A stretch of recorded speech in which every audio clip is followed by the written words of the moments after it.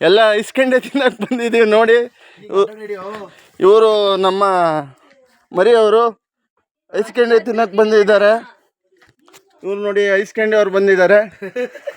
ಇವರು ದಿವಿತ್ ಅವರು ಅಂತ, ಯೂಟ್ಯೂಬರ್. ಇವರು ದೀಪ್ತಿ ಅಂತ.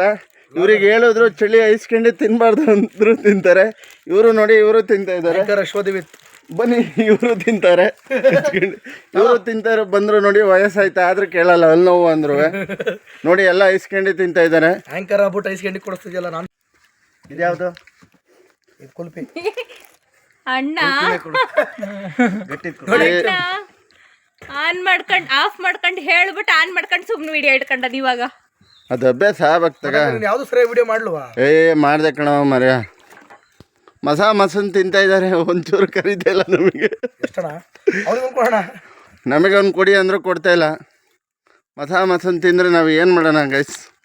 ನೋಡಿ ಇವನ್ನ ನೋಡಿ ಇವನ್ನ ಮಿಣಿಕಾಯಿ ಕೊಡು. ಮಿಣಿಕಾಯಿ ತೋರಿಸಿ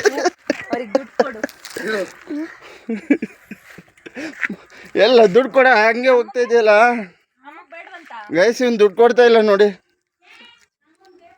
ದುಡ್ಡು ಕೊಡ್ತಾ ಇಲ್ಲ ನೋಡಿ. ಮಸನ್ ತಿಂತಾ ಇದ್ದಾರೆ ಎಲ್ಲರೂ.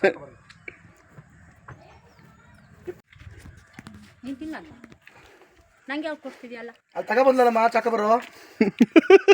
ಕುಲ್ಫಿ ಬೇಕಾ? ಕುಲ್ಫಿ ಬೇಕೇನಮ್ಮ? ಕುಲ್ಫಿ ಬೇಕಂತ ನೋಡಿ. ಅದೇ ಇರಲಿ. ಉಲ್ಟಾ ಉಲ್ಟಾ. ಹಲೋ, 120 ರೂಪಾಯಿ ಐತಂತೆ. 120 ಆಯ್ತಂತೆ. ಮಾರ್ತಾ ಏನ ಓ ಮನೆ ದೋಚ್ತಾ ಏನ?